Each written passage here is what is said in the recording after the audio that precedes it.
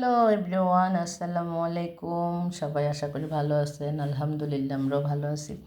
Guys দেখেন, আমি চলে আসলাম আজকে 24 রমজানের ইফতারি নিয়ে। আসলে আজকে আমি আমার প্রতিবেশীদের যারা আছে, আত্মীয় স্বজন, তাদের ঘরে আমি ইফতারি দিব।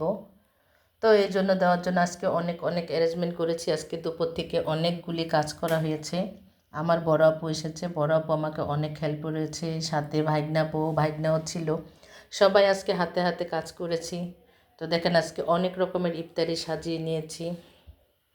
তো সবগুলি প্লেটে সুন্দরভাবে সাজিয়ে নিচ্ছি, সব ঘরে ঘরে দিবে।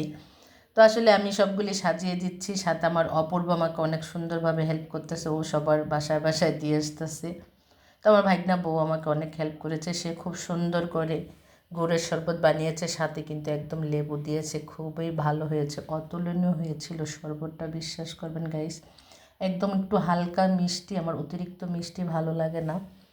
তো দেখেন আমি কিভাবে ইফতারিগুলি সুন্দরভাবে সাজিয়ে নিচ্ছি। আর বিশেষ করে এই কথাটা না বলে পাচ্ছি না গাইস, দেখেন আপনারা অবশ্যই ফলো করেছেন, আমার বড় ছেলে একটা তরমুজ এনেছে, এত সুন্দর, সত্যি আমার ছেলে এনে বলতেছে আম্মু মধু মধু মধু।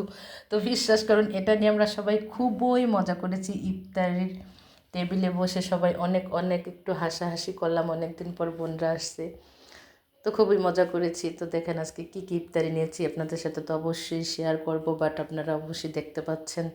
কি আর বলবো গাইস, আজকে অনেক অনেক ক্লান্ত। আপনারাও ফলো করতেছেন, অবশ্যই ফলো করবেন যা যা নিয়েছি আমি ইফতারিতে। তো আর আজকে আর আমি মুখে ভেঙে আর কি বুঝালাম না। তো আমার ভাইগনা একটা দই এনেছে, খুব মজা ছিল দইটাও।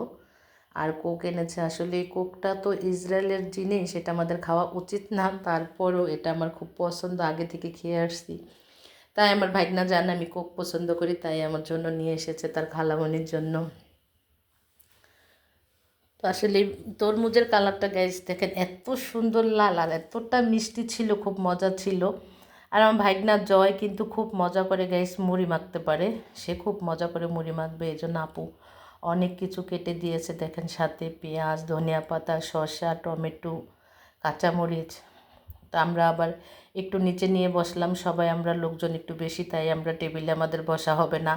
তো ভাবলাম আসলেই নিচে বসে খাওয়া জন্য সবাই একসাথে নিচে খেতে কিন্তু গাইস অনেক অনেক ভালো লাগে, অনেক মজা লাগে। তো আপনাদের কার কার ভালো লাগছে, অবশ্যই ভালো লাগলে লাইক কমেন্ট দিতে গাইস বলবেন না। তো আজকের মতো আল্লাহ হাফেজ।